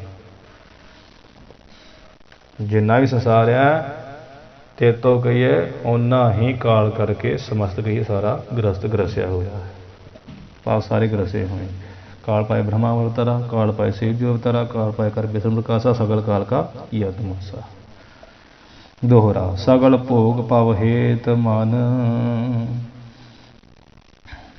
हे मन सगल भोग सारे भोग ਜਿਹੜੇ ਆ ਭਾਵ ਕਹੀਏ ਜਨਮ ਮਰਨ, ਭਾਵ ਦਾ ਅਸਲ ਰਹਿਣਾ ਜਨਮ ਮਰਨ, ਸਾਰੇ ਭੋਗ ਜਨਮ ਮਰਨ ਦਾ ਹੇਤ ਕਹੀਏ ਕਾਰਨ ਹੈ। ਤੇ ਚੰਚਲ ਚਪਲ ਸਦੋਖ ਸਸੋਕ, ਤੇ ਚਪਲ ਕਹੀਏ ਚੰਚਲ ਹੈ। ਚੰਚਲ ਭਾਵ ਜੇ ਚੰਚਲ ਨਾ ਉਹ ਇੱਕ ਥਾਂ ਟਿਕਦਾ ਨਹੀਂ, ਭਾਵ ਖਿਨ ਭੰਗਰ ਹੈ। ਇੱਕ ਥਾਂ ਰਹਿਣ ਵਾਲੇ ਟਿਕਣ ਵਾਲੇ ਨਹੀਂ, ਖਿਨ ਭੰਗਰ ਹੈ, ਖਿਨ ਵਿੱਚ ਨਾਸ ਹੋਣ ਵਾਲੇ ਹੈ। ਅਤੇ ਸਸੋਕ ਸੋਗ ਦੇ ਸਹਿਦ ਆ, ਸਦੋਖ ਕਹੀਏ ਦੋਖਾਂ ਦੇ ਸਹਿਦ। ਸਾ ਨਾਮ ਸਹਿਦ ਦਾ, ਸਾ ਨਾਮ ਸਹਿਦ ਦਾ, ਸੋਗ ਨਾਮ ਗਮ ਦਾ, ਦੁੱਖ ਨਾਮ ਦੋਖ ਦਾ, ਗੁਨਾਹ ਦਾ। ਸਾਰੇ ਭੋਗ ਇਹ ਮਨਾ ਭਾਵ ਸੰਸਾਰ ਦੇ ਵਿੱਚ, ਭਾਵਨਾ ਸੰਸਾਰ ਦੇ ਵਿੱਚ, ਭਾਵਨਾ ਜਨਮ ਮਰਨ ਦਾ ਹੇਤ ਕਈ ਕਾਰਨ ਹਨ। ਤੇ ਚਪਲ ਚੰਚਲ ਆ, ਭਾਵ ਖਿਨ ਭੰਗਰ ਆ, ਸਦਾ ਰਹਿਣ ਵਾਲੇ ਨਹੀਂ, ਦੋਖਾਂ ਦੀ ਸਹਿਤ ਆ ਤੇ ਗਮਾਂ ਦੇ ਸੋਕਾਂ ਦੇ ਸਹਿਤ ਆ। ਤਾਂ ਤਜ ਭੋਗੀ ਜਨੋ ਯੁਤ, ਤਾਂ ਤਜ ਤਾਂ ਕਹੀਏ ਉਹਨਾਂ ਨੂੰ, ਤਜ ਕਹੀਏ ਛੱਡ ਦੇ, ਭੋਗੀ ਜਨੋ ਯੁਤ ਭੋਗੀ ਜਨ ਜਿਹੜੇ ਭੋਗਣ ਵਾਲੇ ਨਾ ਭੋਗਾਂ ਨੂੰ, ਉਹ ਭੋਗ ਪਦਾਰਥਾਂ ਨੂੰ ਉਹਦੇ ਭੋਗੀ ਜਨਾਂ ਦੇ ਯੁੱਧ ਕਹੀਏ ਸਮੇਤ ਹੀ, ਤਾਂ ਕਹੀਏ ਉਹਨਾਂ ਪਦਾਰਥਾਂ ਨੂੰ ਤੇ ਉਹਨਾਂ ਭੋਗੀ ਜਨਾਂ ਨੂੰ ਤਜ ਕਹੀਏ ਛੱਡ ਦੇ, ਅਤੇ ਕਰ ਕੀ ਗੁਰ ਸਰੋਤ ਪੰਥ ਵਿਲੋਕ, ਅਤੇ ਗੁਰੂ ਦੇ ਜਿਹੜੇ ਸਰੋਤੇ ਆ ਗੁਰੂ ਦੇ ਜਿਹੜੇ ਬਚਨ ਆ, ਅਤੇ ਸਰੋਤ ਕਹੀਏ ਸੁਰਤੀਆਂ ਵੇਦਾਂ ਦੀਆਂ, ਵੇਦ ਸੁਰਤੀਆਂ ਵੇਦ ਸੁਰਤ ਦਾ ਨਾਮ ਵੇਦ ਦਾ ਜਾਂ ਵੇਦਾਂ ਦੀਆਂ ਸੁਰਤੀਆਂ ਜੋ ਸਲੋਕ ਆ ਹੈ। ਅਤੇ ਉਹਨਾਂ ਬਚਨਾਂ 'ਤੇ ਤੂੰ ਪਹਿਰਾ ਦਿੰਦੇ ਹੋਏ ਪੰਥ ਗਈਏ, ਆਪਣੇ ਮੁਕਤੀ ਦੇ ਰਾਹ ਨੂੰ ਵਲੋਕਾਈਏ ਵੇਖ। ਗੁਰੂ ਬਚਨਾਂ 'ਤੇ ਵੇਦ ਬਚਨਾਂ ਦੇ ਰਾਹ ਨੂੰ ਵੇਖ, ਜੋ ਗੁਰੂ ਰਾਹ ਦੱਸਦੇ ਆ, ਪੰਥ ਦੱਸਦੇ ਆ, ਉਸ ਨੂੰ ਵਲੋਕਾਈ ਵੇਖ। ਜੋ ਵੇਦ ਰਾਹ ਦੱਸਦੇ, ਗਿਆਨਮਈ ਗ੍ਰੰਥ ਰਾਹ ਦੱਸਦੇ ਆ, ਉਹਨਾਂ ਜਿਹੜੇ ਹੈ ਉਸ ਰਸਤੇ ਨੂੰ ਤੂੰ ਵਲੋਕਾਈਏ ਵੇਖ। ਨਾਰਾਜ ਛੰਦ ਵਚਿੱਤਰ ਰਾਗ ਰੰਗ ਯੋ ਸੋ ਅਗਰ ਭਾਵ ਮੋਹ ਬਾਣੇ। ਅਗਰ ਭਾਵ ਦਾ ਅਰਥ ਹੁੰਦਾ ਸਾਹਮਣੇ, ਰਾਗ ਭਾਵ ਪਸਾਰਾ, ਰਾਗ ਰੰਗ ਜਿਹੜੇ ਆ ਦੁਨੀਆ ਦੇ ਰਾਗ ਰੰਗ ਆ ਨਾ, ਰੰਗ ਤਮਾਸ਼ੇ ਆ ਜਿਨ੍ਹਾਂ ਨੂੰ ਆਪਾਂ ਕਹਿੰਦੇ ਅੱਜ ਬੜਾ ਰਾਗ ਰੰਗ ਬਣਿਆ, ਜਿੱਥੇ ਕੋਈ ਗੰਦ ਮੰਦ ਚੱਲਦਾ ਹੋਵੇ। ਵਿਚਿੱਤਰ ਰਾਗ ਰੰਗ ਜੋ ਸੋ ਅਗਰ ਭਾਵ ਮੋਹ ਬਾਣੇ। ਵਿਚਿੱਤਰ, ਵਿਚਿੱਤਰ ਤਰ੍ਹਾਂ ਦੀ, ਨਾਨਾ ਤਰ੍ਹਾਂ ਦੀ, ਵਿਚਿੱਤਰ ਨਾਨਾ ਤਰ੍ਹਾਂ ਦੀ, ਬਹੁਤ ਤਰ੍ਹਾਂ ਦੇ ਜਿਹੜੇ ਰਾਗ ਰੰਗ ਜਾਂ ਰੰਗ ਰਾਗ ਆਪਾਂ ਕਹਿੰਦੇ, ਰਾਗ ਰੰਗ ਲਿਖਿਆ, ਰੰਗ ਰਾਗ ਆਪਾਂ ਕਹਿੰਦੇ ਹਾਂ, ਰੰਗ ਰਾਗ ਹੈ ਭਾਵ ਪਸਾਰੇ ਆ, ਜੋ ਕਿ ਜੋ ਸੋ ਮਨੁੱਖ ਦੇ ਅਗਰ ਭਾਵ ਸਾਹਮਣੇ ਪਾਸੇ ਵੱਲ ਬਣੇ ਹੋਏ ਹਨ। ਅਗਰ ਭਾਵ ਮੋਹ ਬਣੇ, ਅਗਰ ਭਾਵ ਦੇ ਭਾਵ ਸਾਹਮਣੇ ਵਿੱਚ ਉਹ ਬਣੇ ਹੋਏ ਆ। ਕਵਿੰਦ ਆਸ ਪਾਸ ਮੈਂ ਰਸਾਲ ਵਾਕ ਜੇ ਬਣੇ। ਚਾਰ ਸਵੇਰੇ ਬਹੁਤ ਹੀ ਸਾਰੇ ਕਵੀ ਰਾਜ ਘੇਰਾ ਪਾ ਪਾ ਕੇ ਬੈਠੇ ਹੋਏ, ਰਸ ਦੇ ਭਰੇ ਹੋਏ ਮਿੱਠੇ ਮਿੱਠੇ ਬਚਨ ਬੋਲਦੇ ਹਨ।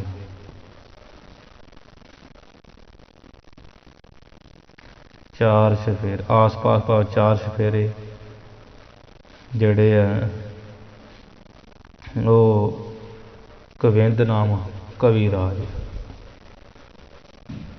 ਆਸੇ ਪਾਸੇ ਜਿਹੜੇ ਕਵਿੰਦ ਆ, ਬਹੁਤ ਸਾਰੇ ਕਵੀ ਰਾਜ ਆ, ਉਹ ਆਸ ਪਾਸ ਭਾਵ ਚਾਰੇ ਪਾਸੇ ਘੇਰਾ ਪਾ ਕੇ ਬੈਠੇ ਹੋਏ। ਅਤੇ ਰਸਾਲ ਕਹੀਏ ਰਸਾਂ ਦੇ ਘਰ ਭਾਵ ਰਸ ਦੇ ਭਰੇ ਹੋਏ ਜਿਹੜੇ ਵਾਕ ਆ, ਬਚਨ ਆ, ਰਸਾਲ ਕਹੀਏ ਮਿੱਠੇ ਮਿੱਠੇ ਰਸਾਂ ਵਾਲੇ, ਅਤੇ ਭਣੇ ਕਹੀਏ ਬੋਲਦੇ ਹਨ। ਵਾਕ ਜਿਹੜੇ ਆ ਨਾ ਰਸਾਲ ਮਿੱਠੇ ਮਿੱਠੇ ਆ, ਉਹ ਭਣੇ ਕਹੀਏ ਬੋਲਦੇ ਹਨ। ਪਰ ਬੀਣ ਚਾਰ ਕਾਮਨੀ ਜੋ ਪ੍ਰਿਸ਼ਟ ਭਾਵ ਮੋਲ ਅਸੇ। ਪ੍ਰਿਸ਼ਟ ਪਾਠ ਨਹੀਂ, ਪ੍ਰਿਸ਼ਟ ਲਿਖਣਾ ਪਾਠ। ਫਿਰ ਪਰਬੀਣ ਭਾਵ ਪਰਬੀਣ ਸਿਆਣ ਚਤਰ, ਬੜੀਆਂ ਚਤਰ। ਕਾਮਨੀ ਕਹੀਏ ਇਸਤਰੀਆਂ, ਬੜੀਆਂ ਚਤਰ ਪਰਬੀਣ। ਅਤੇ ਚਾਰ ਕਹੀਏ ਸੁੰਦਰ, ਬੜੀਆਂ ਪਰਬੀਣ ਚਤਰ ਅਤੇ ਸੁੰਦਰ। ਕਾਮਨੀ ਕਹੀਏ ਇਸਤਰੀਆਂ ਜੋ ਪ੍ਰਿਸ਼ਟ ਭਾਵ ਪਿੱਠ, ਪੁਰਸ਼ ਦੀ ਪਿੱਠ ਪਿੱਛੇ, ਹਾਂਜੀ ਪ੍ਰਿਸ਼ਟ ਭਾਵ ਪਿੱਠ ਪਿੱਛੇ, ਪ੍ਰਿਸ਼ਟ ਨਾਲ ਪਿੱਠ ਦਾ, ਭਾਵ ਨਾਲ ਪਿੱਠ ਦਾ, ਪਿੱਠ ਪਿੱਛੇ ਖੜੀਆਂ ਹੋ ਕੇ ਅਤੇ ਦਮਕ ਮਾਰ ਰਹੀਆਂ। ਲਸੇ ਨਾਮ ਕੀ, ਲਸ ਦਾ ਅਰਥ ਕੀ ਆ? ਇਹ ਲਸਕਾਂ ਮਾਰ ਰਹੀਆਂ, ਦਮਕਾਂ ਮਾਰ ਰਹੀਆਂ। ਕਾਹਦੇ ਨਾਲ? ਗਹਿਣਿਆਂ ਨਾਲ ਹੈ, ਅਤੇ ਬੜੇ ਗਹਿਣੇ ਗੁਣੇ ਸਜਾਏ ਹੋਏ। ਅਲੰਕਿਰਤੀ ਮਨੋਹਰੀ ਮੁਖਾਰ ਬਿੰਦ ਤੇ ਹਸੇ। ਜੋ ਅਨੇਕ ਤਰ੍ਹਾਂ ਦੇ ਫਿਰ ਅਲੰਕਿਰਤੀ ਕਹੀਏ ਗਹਿਣਿਆਂ ਵਾਲੀਆਂ, ਅਤੇ ਮਨੋਹਰੀ ਕਹੀਏ ਮਨ ਨੂੰ ਹਰੀ ਕੀ ਚਰਾਉਣ ਵਾਲੀਆਂ, ਮਨ ਨੂੰ ਮੋਹ ਲੈਣ ਵਾਲੀਆਂ ਜਿਹੜੀਆਂ ਸੁੰਦਰ ਇਸਤਰੀਆਂ, ਅਤੇ ਉਹ ਗਹਿਣਿਆਂ ਨੂੰ ਪਾ ਪਾ ਕੇ ਮਨ ਨੂੰ ਮੋਹ ਰਹੀਆਂ ਹਨ। ਅਤੇ ਮੁਖਾਰ ਬਿੰਦ ਕਮਲ ਵਰਗੇ, ਬਿੰਦ ਨਾਮ ਹੁੰਦਾ ਜੀ ਕਮਲ ਦਾ, ਕਮਲ ਦੇ ਸਮਾਨ ਜਿਨ੍ਹਾਂ ਦੇ ਮੁਖਾਰ ਮੁਖੜੇ, ਤੇ ਉਸ ਮੁਖ ਤੋਂ ਹੱਸਦੀਆਂ ਹਨ। ਠੀਕ ਹੈ ਜੀ।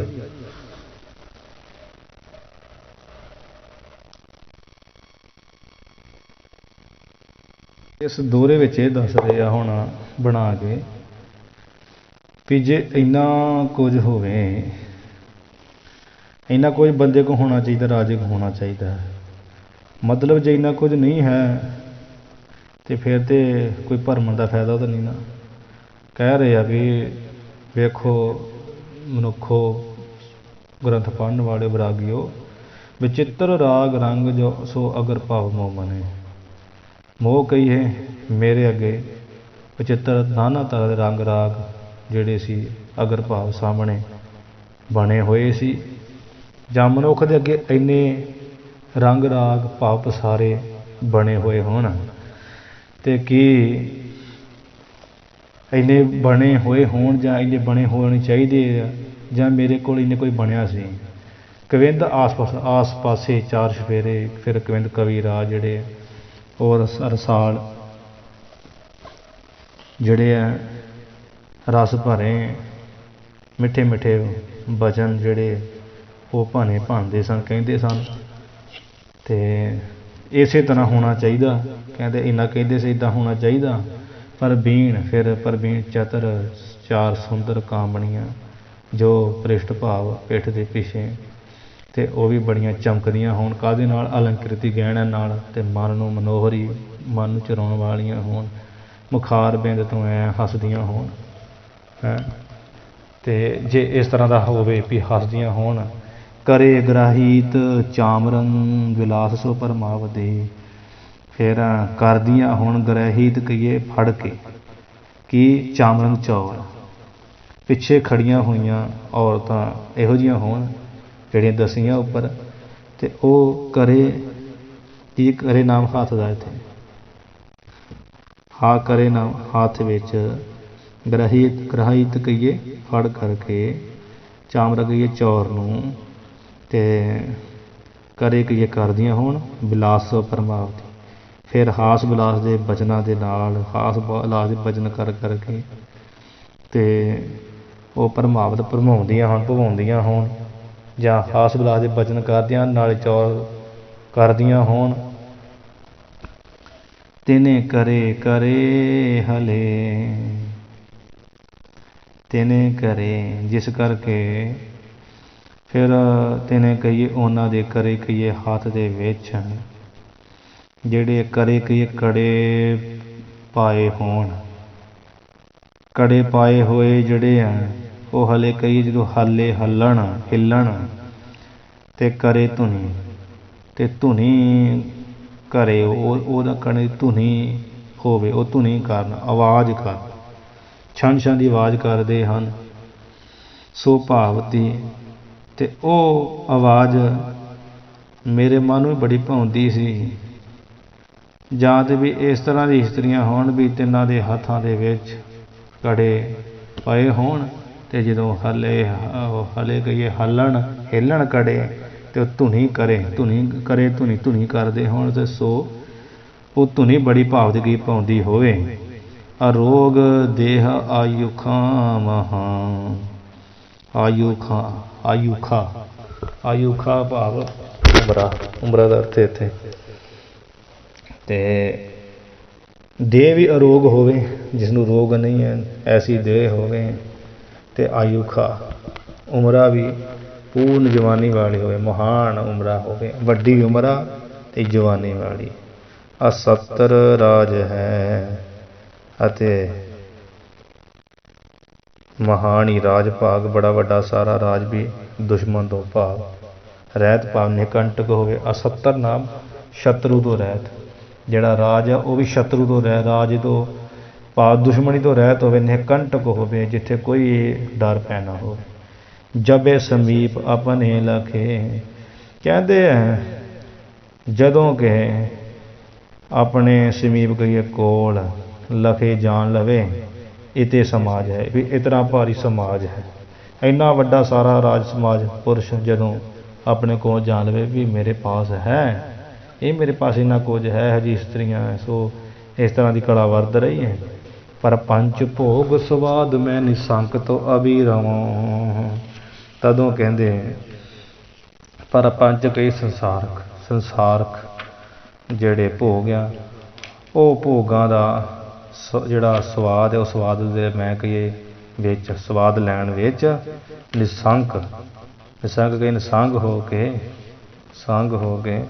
ਤਾਂ ਅਭੀ ਰਵਾਂ। ਨਿਸੰਗ ਹੋ ਕੇ ਤਾਂ ਕਹਿੰਦੇ ਅਭੀ ਹੁਣੇ ਹੀ ਰਵਾਂ ਕੀ ਲੱਗ ਜਾ। ਇਹ ਮਨਾ ਜਿੰਨਾ ਤੈਨੂੰ ਕੋਈ ਦੱਸਿਆ ਵਾ, ਚਾਹੇ ਮਨੁੱਖ ਜੇ ਇੰਨਾ ਕੁਝ ਹੈ ਤਾਂ ਤੂੰ ਸੰਸਾਰ ਦੇ ਭੋਗਾਂ ਦਾ ਸਵਾਦ ਲੈਣ ਲਈ ਨਿਸੰਗ ਹੋ ਕੇ ਹੁਣੇ ਲੱਗ ਜਾ, ਤਗੜਾ ਹੋ ਕੇ ਲੱਗ ਜਾ ਵੀ ਮੇਰੇ ਕੋਲ ਇੰਨਾ ਕੁਝ ਹੈ। ਫਿਰ ਤਾਂ ਕਹਿੰਦੇ ਠੀਕ ਹੈ। ਇਸੇ ਤਰ੍ਹਾਂ ਮਨ ਨੂੰ ਵੀ ਸਮਝ ਲਓ, ਕਹਿੰਦੇ ਆ ਵੀ ਮਨਾ ਜੇ ਇੰਨਾ ਕੁਝ ਤੇਰੇ ਕੋਲ ਹੈ, ਕੁਝ ਸਭ ਕੁਝ ਜੋ ਦੱਸਿਆ ਵਾ, ਫਿਰ ਤੇ ਤੂੰ ਨਿਸੰਗ ਹੋ ਕੇ ਲੱਗ ਜਾ। ਤੇ ਜਾਂ ਵੀ ਜਦੋਂ ਮੇਰੇ ਕੋਲ ਹੈ ਸੀ ਉਦੋਂ ਮੈਂ ਨਿਸੰਗ ਹੋ ਕੇ ਲੱਗਦਾ ਸਾਂ। ਠੀਕ ਆ। ਭਵੈ ਤਥਾ ਨਾ ਤੋ ਕਹਾ ਬ੍ਰਿਥਾ ਇਤੇ ਉਤੇ ਭ੍ਰਮੋ।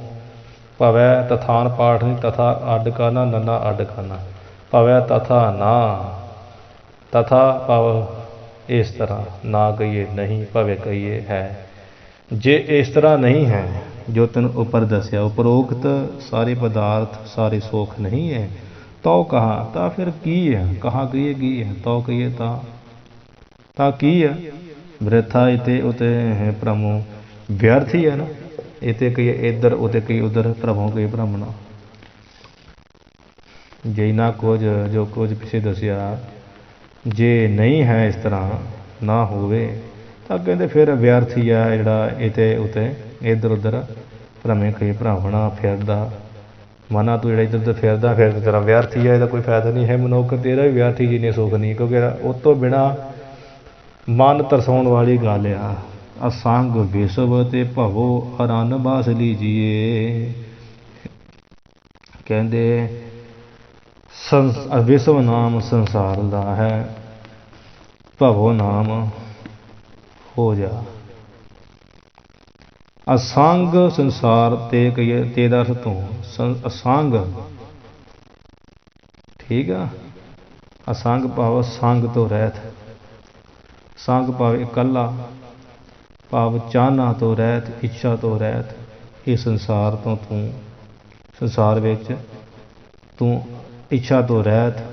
ਅਸੰਗ ਕਹੀਏ ਇੱਛਾ ਤੋਂ ਰਹਿਤ, ਚਾਹਨਾ ਤੋਂ ਰਹਿਤ। ਭਵੋ ਕਹੀਏ ਹੋ ਜਾ। ਭਵ ਦਾ ਨਾਮ ਅਰਥ ਹੈ ਹੋ, ਤੇ ਜਾ ਕੋਲੋਂ ਲਾਉਣਾ। ਸੰਸਾਰ ਤੋਂ ਵਿੱਚ, ਸੰਸਾਰ ਦੇ ਵਿੱਚ ਇੱਛਾ ਤੋਂ ਰਹਿਤ ਹੋ ਜਾ। ਅਰਨ ਬਾਸ ਲੀਜੀਏ। ਅਰਨ ਨਾਮ ਜੰਗਲ ਦਾ, ਤੇ ਜੰਗਲ ਦੇ ਵਿੱਚ ਵਾਸ ਕਹੀਏ ਨਿਵਾਸ, ਲੀਜੀਏ ਕਹੀਏ ਲੈ ਲੈਣਾ ਕਰ। ਜੰਗਲ ਵਿੱਚ ਵਾਸਾ ਕਰ ਲੈ। ਜੇ ਕੁਝ ਨਹੀਂ ਹੈਗਾ ਫਿਰ ਚਾਲਾਂ ਮਾਰਨ ਦੀ ਕੋਈ ਲੋੜ ਨਹੀਂ, ਕੁਝ ਪ੍ਰਾਪਤ ਨਹੀਂ ਹੋਣਾ। ਸਗੋਂ ਜੰਗਲ ਵਿੱਚ ਜਾ ਕੇ ਵਾਸਾ ਕਰ ਲਾ ਤੇ ਚਾਹਨਾ ਤੋਂ ਰਹਿਤ ਹੋ ਜਾ, ਚੋਪੀ ਵੱਟ ਲਾ। ਆਸੰ ਪ੍ਰਗਿਆਤ ਮੈਂ ਮਨਾ ਪਰਵੇਸ਼ ਸ਼ੀਘਰ ਕੀਜੀਏ। ਮਨਾ ਦਾ ਅਰਥ ਮਨ, ਹੇ ਮਨਾ। ਪ੍ਰਗਿਆਤ ਭਾਵ ਨਿਰਵਿਕਲਪ ਸਮਾਧੀ। ਅਸੰਗ ਪ੍ਰਗਿਆਤ ਇਕੱਠਾ ਹੀ ਪਾਠ ਕਰ ਲੈਣਾ, ਤੇ ਇਹਦਾ ਅਰਥ ਬਣਨਾ ਆ ਨਿਰਵਿਕਲਪ ਸਮਾਧੀ। ਠੀਕ ਹੈ। ਅਸੰਗ ਪ੍ਰਗਿਆਤ ਪਾਠ ਇੱਦਾਂ ਪੜ੍ਹਨਾ ਵਾ, ਪਾਠ ਹੈ ਇਕੱਠਾ, ਇਹਦਾ ਅਰਥ ਹੈ ਨਿਰਵਿਕਲਪ ਸਮਾਧੀ। ਤੇ ਹੇ ਮਨਾ ਨਿਰਵਿਕਲਪ ਸਮਾਧੀ ਦੇ ਮੈਂ ਕਹੀਏ ਵਿੱਚ ਪ੍ਰਵੇਸ਼ ਸ਼ੀਘਰ ਕੀਜੀਏ। ਸ਼ੀਘਰ ਹੀ, ਛੇਤੀ ਦੇ ਨਾਲ ਹੀ ਪ੍ਰਵੇਸ਼ ਨਿਵਾਸ ਕੀਜੀਏ ਕਰ ਲਾ। ਹੇ ਮਨਾ ਨਿਰਵਿਕਲਪ ਸਮਾਧੀ ਵਿੱਚ ਬੜੀ ਛੇਤੀ ਨਾਲ ਨਿਵਾਸ ਕਰ ਲਾ। ਜੰਗਲੇ ਸਮਾਧੀ ਲਾ ਲਾ, ਕੋਈ ਸਫੁਰਨਾ ਨਾ ਕਰ, ਕੋਈ ਸ਼ੰਕਾ ਨਾ ਕਰ, ਕਿਉਂਕਿ ਇਹ ਜਿਹੜੇ ਸ਼ਰਨਗੇ ਫੁਰਨੇ ਕਰਨੇ ਚਾਹਨਾ ਵਾਲੇ ਦੇ ਹੁੰਦੇ। ਤੂੰ ਤਾਂ ਇੱਛਾ ਤੋਂ ਰਹਿਤ ਹੀ ਹੋ ਜਾ।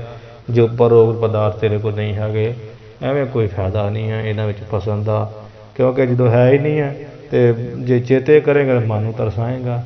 ਇਸ ਕਰਕੇ ਤੂੰ ਸੰਕਲਪ ਤੋਂ ਰਹਿਤ ਹੋ ਜਾ ਤੇ ਸੰਕਲਪ ਤੋਂ ਰਹਿਤ ਹੋ ਕੇ ਨਿਰਵਿਕਲਪ ਸਮਾਧੀ ਲਾ। ਤੇ ਹੇ ਮਨਾ ਪ੍ਰਵੇਸ਼ ਸ਼ੀਘਰ ਕੀਜੀਏ, ਬੜੀ ਛੇਤੀ ਨਾਲ ਪ੍ਰਵੇਸ਼ ਕਰ, ਸਮਾਂ ਨਾ ਲਾ। ਸਮਾਂ ਬੀਤ ਰਿਹਾ ਕਿਉਂਕਿ ਉਮਰ ਥੋੜ੍ਹੀ ਹੈ। ਇਸ ਤਰ੍ਹਾਂ ਭਰਤਰੀ ਜਿਵੇਂ ਮਨ ਨੂੰ ਪ੍ਰੇਰਦੇ ਹੋਏ ਜਿਹੜੇ ਵਚਨ ਵਿਲਾਸ ਕਰ ਰਹੇ। ਸੋ ਆਪਾਂ ਅੱਜ ਪੜ੍ਹਿਆ ਹੈ ਇੱਥੇ 44 ਛੰਦ ਹੋ ਚੁੱਕੇ। ਹੁਣ ਇੱਥੇ ਸਮਾਪਤੀ ਕਰੀਏ, ਅੱਗੇ ਫਿਰ ਪੜ੍ਹਾਂਗੇ। ਅਸੰਗ ਵਿਸਵ ਤੇ ਭਉ ਅਰੰਨ ਵਾਸ ਲੀਜੀਐ। ਅਸੰਗ ਪ੍ਰਗਿਆਤ ਮੈਂ ਮਨਾ ਪ੍ਰਵੇਸ਼ ਸ਼ੀਘਰ ਕੀਜੀਐ। ਅਸੰਗ ਪ੍ਰਗਿਆਤ ਪੜ੍ਹਨਾ ਇੱਦਾਂ ਆ ਅਤੇ ਪਾਠ ਇਕੱਠਾ। ਇਹਦਾ ਅਰਥ ਹੈ ਅਸੰਗ ਪ੍ਰਗਿਆਤ ਦਾ ਨਿਰਵਿਕਲਪ ਸਮਾਧੀ। ਵਾਹਿਗੁਰੂ ਜੀ ਕਾ ਖਾਲਸਾ, ਵਾਹਿਗੁਰੂ ਜੀ ਕੀ ਫਤਿਹ।